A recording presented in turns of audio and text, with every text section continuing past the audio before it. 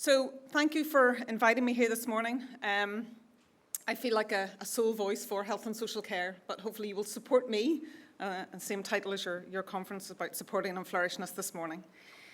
What is transforming your care?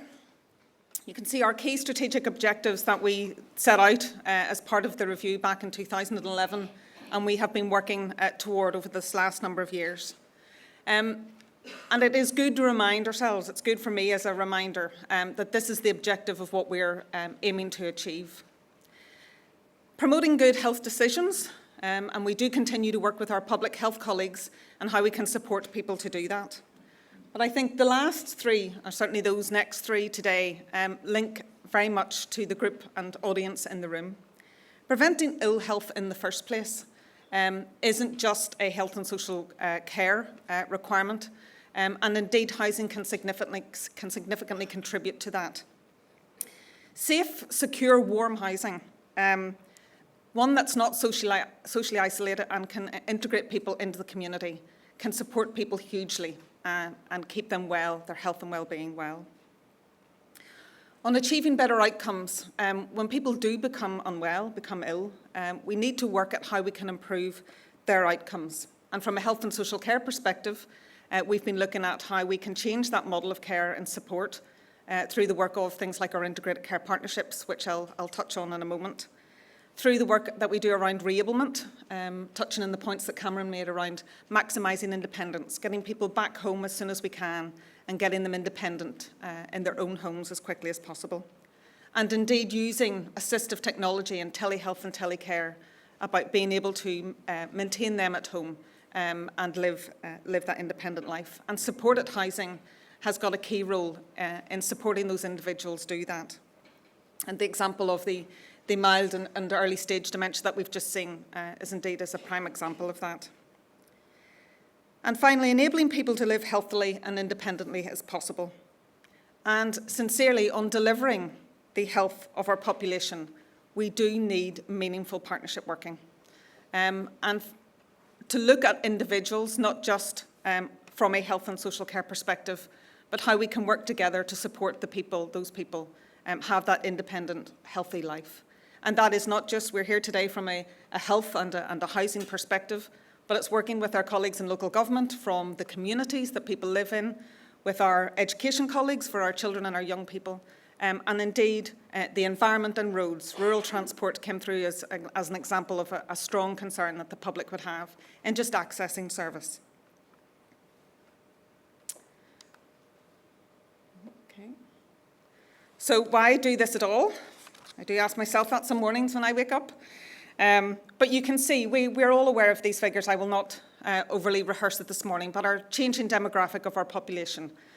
We have a growing population, we have an ageing population, and that is a good thing, and certainly is an example and gives credibility to the work of housing and health and social care of recent years, that people are living longer. We know that our over 65s by 2022 will grow by a quarter. And indeed, people living with long-term conditions is also growing. And that changes the demand on our service. It changes how we need to consider how we support those individuals living with that long-term condition, living longer. And indeed, if we look to our more community-based model of care as Home as the Hub, how we can support those people with more acute illness, living at home and being able to stay at home. And I think it's fair to say that if we don't recognise that, if we don't plan for that, then change will happen regardless. So our objective through TYC is to plan for that change, have an understanding of what it does look like in 5, 10, 15, 20 years' time, and have plans in place that give us the assurance that we have the model of care there to support those people into the future. I don't need to click, do you? You're clicking for me. So, our vision, I've made reference to the 4 strategic objectives that TYC has, and within that we have 16 key outcomes that in anything we do, we're achieving to deliver on an outcome for individuals and our citizenry. For example, people who get more support to stay healthy and manage their own condition. Your eyes will rest on a number of things. People who have more choice and control over the type of service that they receive. and that touches on our personalised care agenda, whether that's direct payments, self-directed support, but giving choice to people, because what works for me could be completely different to what would work for you. Looking at our doctors, nurses, allied health professionals, social workers, community and voluntary sector, everyone involved in supporting that individual, working in partnership as to the solution to enable that person to remain at home. So there are 16 there, 2 in which I'd said to Cameron, he'd asked me to focus on today, is to have a discussion around the shift left and also around Home as the Hub. So what do we mean by shift left? I always have to think my left, your right, so I actually have to talk about this in the opposite direction when I'm standing in front of you. But on one basis, as I'd been involved for probably the past 15 years in around health and social care, the early days of that work was indeed mental health for children, adolescents, older people. And at the time, that was coming through the Bamford Review. And that was around changing what we would know as institutional care to more community-based care and supporting people to live in the community. And I've reflected that effectively, that's what we're saying we need for the whole of our population, is to enable people to stay at home and have access to services locally, where that is something they require on a regular basis, but equally understanding that where you have a once-in-a-lifetime event and you acquire acute medical care, that model of care needs to look very different. So the shift left is saying that we want to be able to bring that care and support out of that institutional setting, whether it's a hospital, whether it was long-term institutional care, more to a community-based care. And there will, from a health and social care perspective, there will still be aspects of this that may or may not be deliverable in a person's home. And I've a quick slide around our investment in our primary care infrastructure, how we can support people access care more locally. But where that is possible, we are focused on getting that care and support into an individual's home. We quantified that in the early days, saying that as a minimum, we expected that to be in the region of 5%. 5% of what we currently spend in a hospital service environment or an institutional environment toward a more community and primary care-based setting. So into personal and social services, into community care, and indeed into primary care, whether it's general practitioners, pharmacy, etc. But how we can support people stay at home. And if the money doesn't follow the patient, the model of care will not deliver itself. We did not immediately take that money out of budgets. We didn't turn up in 2012, 2013 and say, right, the money's not there, because that would destabilise our system. We knew it was hugely important that we plan for that and that we develop and plan for that change in a responsible way. And the plans for that were through to 2015, 2016 in getting that shift of funding moved. It is also important to recognise that in shifting that investment, that is not the only way in which we recognise that there is a need for additional investment into the community setting. And certainly, health and social care, I appreciate, has a huge budget, 4.3 billion and moving to 4.6 in this CSR period.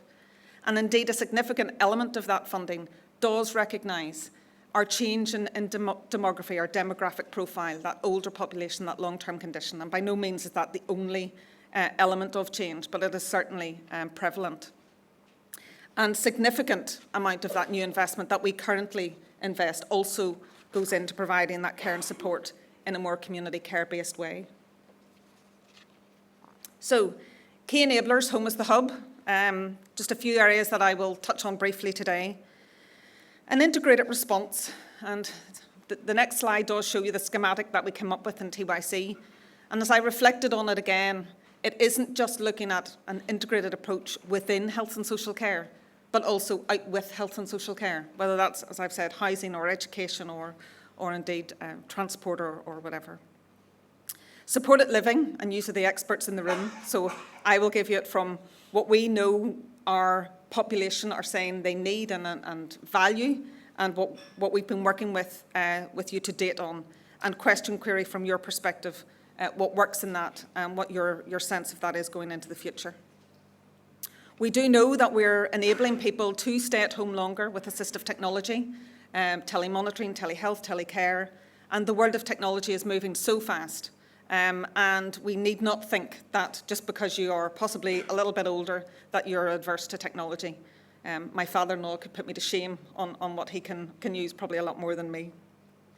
Resettlement, I think the people in the room are very familiar with, so very quickly recognising that.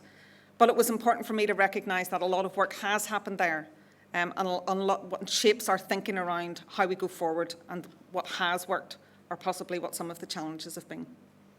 The primary care infrastructure, again, is to contextualise that we are also looking at infrastructure for primary care services in communities. And again, it's important that from a housing perspective, you understand that we're doing that, because that could influence and help you plan where housing services could be, recognising that people will need to access those services locally. So just a heads up, really. And finally, a little discussion around joined-up approach. So integrated response, the diagram to the left was the diagram we came up with throughout the original TYC review. And really, the point here is that we need to organise our service delivery model around the individual, not around the institutions and certainly not around the buildings that people are familiar with. As individuals, we want to support people, manage their own health and well-being, prevent illness, if at all possible in the first instance, but certainly support people to have a more independent lifestyle and manage their own care should they have a care need. The diagram to your top right is integrated care partnerships, and Cameron was just mentioning, I think there certainly is value in a greater level of conversation around that. Integrated care partnerships are not organisations, they're not buildings, and they're not entities. They don't have a door, but it was our way of starting to get more partnership working to understand in the main two demographic groups, that's that older people group and certain aspects of long-term condition. So the groups and pathways that we're focusing on is frail elderly, and then respiratory, stroke, diabetes, and palliative and end-of-life care as it relates to those. And part of the integrated care partnership objective was to look at who interfaces to support those groups of people. Is it your GP? Is it your specialist nurse, whether it's diabetes or COPD? Is it the pharmacist who regularly sees that person? The community voluntary sector, so people who are undoubtedly coming in and out of the house every day, and joining up those group of people to say, how do we currently support these individuals? Are we supporting them on a one condition basis? You know, either you're old and frail and we're coming to help you, or you have diabetes and we're coming to help you? Or do we recognise that they're also trying to live in the community and undertake their day-to-day daily lives? And look at a pathway how we can support those individuals to do that better and indeed get better outcomes. There are 17 of them in Northern Ireland, mainly based around populations roughly of 100,000 population, but not exclusively. And you can see in the map where those roughly are. And that is to get it to a granular local level detail that you understand what is happening in your local area. Redesigning those pathways to maximise independence, reduce admissions to hospital, and ultimately enabling people to live independent lives at home is the key objective through the integrated care partnerships. So the outer circles of that onion is around local service. And again, I've touched on the importance of the primary and community care settings and understanding that we have hub as the home, if you like. We can look to the primary care services that are around that, and that can be the community centres, it can be the local community services that are available, back to partnership working with our local government colleagues, etc., and understanding what is available locally. And indeed, that leads on to whether it's a local hospital or indeed a more secondary care or tertiary hospital as to what would be required. But first of all, understanding what the local requirements are. As I mentioned, if there's that acute need for specialist hospital care, we need to make sure that we have got strong quality standards that can deliver against that. And the final part of that was around collaboration with our Republic of Ireland and GB colleagues, working together to provide safer, sustainable services. And there's been a number of examples over recent time where we have been looking at that. And radiotherapy in Altnagelvin would be the most recent example, where we will support services to the northern part of Letterkenny, etc., Sligo, on accessing services to radiotherapy. We have 1.8 million people in Northern Ireland, On one hand, that is a great size to be able to look at a health and social care model and say, we can do this. With £4.6 billion and with 1.8 million people, we can do this. The irony of it on the other side, for very specialist services, we're actually small. And we do need to look at how we can work with our colleagues in securing an optimal service model that does deliver good outcomes for our population and our citizenry. So supported living. I've mentioned it's important for us to consider a joined-up approach. We have been looking at the profile of what people choose, and we're very much back to the personalised agenda about offering people choice about what works for them. And certainly there has been a shift from people not selecting, not choosing institutional care, whether that's residential care, certainly where people have a care requirement, and if there is nursing home requirement, and again, people's choice, we will support them in doing that. But very much working in a joined-up approach to deliver better outcomes for people, to enable them to live at home and maximise their independence. And supported living has been key to enabling health and social care, as well as housing, support those individuals doing that. And on the screen are just but two examples of where that has been working exceptionally well, Barnholt and indeed Cedar Court. And recognising that we've upped their reablement and domiciliary care, and I think it's important that these are two areas that we recognise important in supporting people to remain at home as well. Reablement has been rolling out now for a number of years, really looking to people who have been admitted to a hospital setting, looking to getting them back home and getting them back to being their independent selves as quickly as possible. So enabling them to be independent as opposed to being dependent on services that are being provided to them. And there has been some fabulous examples where that's working really well. Domiciliary care, we recognise as well that to support people being at home, domiciliary care is a key component of that service and support model. And we do also recognise that a review of this, and we're currently looking to review domiciliary care across Northern Ireland, is going to be hugely important. If we're going to have a sustainable model that values the contribution of that support into individuals' homes. And the board is leading a programme of work to look at that over the incoming months. And finally, on the supported living, I do recognise there's challenges around this. I would have to have not listened to news, not been at health committees, and etc., to not recognise that. There's challenges around the policy to make sure we have an understanding and indeed that we're joined up, and we've chatted on that. And as your day goes on, and I will be watching this back later this afternoon, to see from a housing perspective what the drivers are and making sure that we are joined up. If we are saying that TYC as a policy is around home as the hub and maximising independence and keeping people at home, we do need to make sure that that is a joined up government objective and that all of our policies are teed up to do that. Vitally important. Assessment of needs. We'll come on to things like the resettlement programme around mental health, and that was the outworking of Bamford, with very clear specific targets and deliverables about what had to happen. But as we touch back on that demographic profile that I've been chatting about, you've been nodding at me just about, the older population or the chronic condition, that need is changing. So in a period of time where you could have been home and independent, it was possibly for a shorter period of time. We now want to support people to be able to do that for a longer period of time. And in that time, they may get more unwell. And again, how do we continue to support them in that environment? So understanding and assessing the needs of that population and projecting what that means, not just for 1 year or 2 years, but having a more medium and longer term view of that is going to be vitally important. And again, that's where that partnership between health and housing is vitally important. We've got the information and the statistics around what the demographic profile of that is. It's the engagement with the citizenry about what it is they're saying they want going forward, and indeed with what's doable. And it has to be a sustainable model for everyone. We're working to have a sustainable health and social care model within our funding pot. And equally on the housing side, I recognise that it needs to be a sustainable model. Or we won't have the mechanisms there to keep people at home. And for us at within health and social care, that's hugely important. So technology, telehealth and telemonitoring, etc. 6-year contract with TF3 since 2011.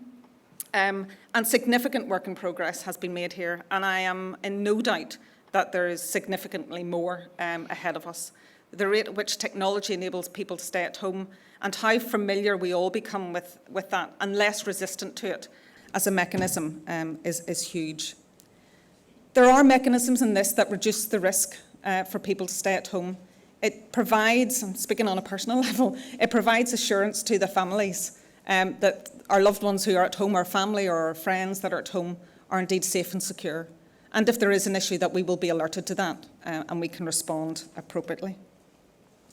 And I've touched on the electronic care record mechanism within health and social care and how we can, in some instances, but definitely will be able to be able to connect the monitoring mechanism of telehealth, telemonitoring into the electronic care record, giving sight to the healthcare support workers and GPs, etc., on the monitoring an individual's care and how they're getting on.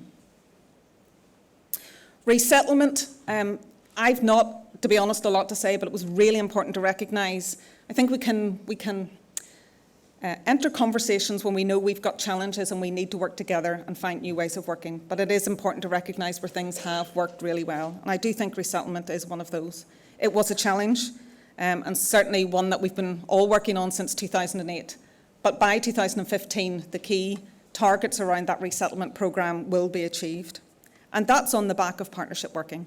None of that happened by either health and social care alone or housing alone or whatever. True partnership working. It's not to say we don't need more of it. And we recognise that that was a very specific programme. And during that also, those people who would have developed support requirements also being considered. But again, projecting into the future where there is additional need and further need, we need to understand that and plan for that. So my point is we need to future-proof. Excellent work has been done, but we do need to future-proof the work around resettlement. So primary care infrastructure, this is for information. I'm sure the majority of you are aware of it. And there could be merit in further discussions around this just to have a sense of where we are in the planning, the tranching of rolling it out, how we plan to fund it, etc. But there's been significant work in this over recent times. Belfast, as we stand in Belfast, health and care centres have been developed for some time, but we do need them to be multifaceted and integrated into the community. We need primary care in there, and we need all sorts of service in there, whether it's physio or podiatry or whatever it is. But back to looking at that demographic, whether it's young mums and young children or older people or long-term conditions. But if you have diabetes and you can have a modern technology-assisted tool that you can stay at home, great. And then you can connect to your specialist nurse or your GP. But there are times when you need face-to-face contact, and there are times when it makes more sense that you go to somewhere locally accessible, and that is where we look to primary care infrastructure. So again, we're looking at this from a hub and spoke model. We can't have everything everywhere. It just doesn't make sense. So you can see the larger red dots are what we deem to be the hubs, and the spokes are the primary care practices that sort of connect to that hub. And again, recognising there's no point us building a groovy hub if we haven't considered the surrounding area, both for the general practitioners and other services that connect to that. And I suppose my challenge today to myself and this audience is how are we considering even that, the housing and support infrastructure in that locality. So finally, joined up approach. If you click again. That sort of overlays it. I think it is a recognition from me to say that we do need to work in partnership. For a simple understanding that I have on, here's my left and rights again. On one hand, there are some very clear housing things that housing can plan for and question queries to what extent I need to be that alert to it. And there's some very bespoke things that we can work together, and it might be risky, but we can plan for that. It's the cohort for me in the middle that does seem to allude to risk and that we need to consider and plan for. And that is where collaborative and partnership working is going to be key at a strategic level, both within the board and the housing executive, etc., and indeed at a local level. And again, me standing here, trusts and housing associations have been engaged for years, and have had fabulous examples where this works really well. But I think we learn the lessons of what works well. We learn the lessons of where there has been challenges and there has been pain. And through that needs assessment and understanding what we need going forward 10, 15, 20 years, that we plan together how we're going to do that. So that's the challenge both into health and social care and I suppose out with as well. And we use this a lot, but I thought it was equally relevant today. You know, if we replace I with we, illness becomes wellness. But I being that we can't do it alone. Neither housing can do this alone, or health and social care can do this alone, or education can do it alone. But when we work together and we work collaboratively and in partnership, we have a better chance at delivering better outcomes for the population of Northern Ireland. Thank you.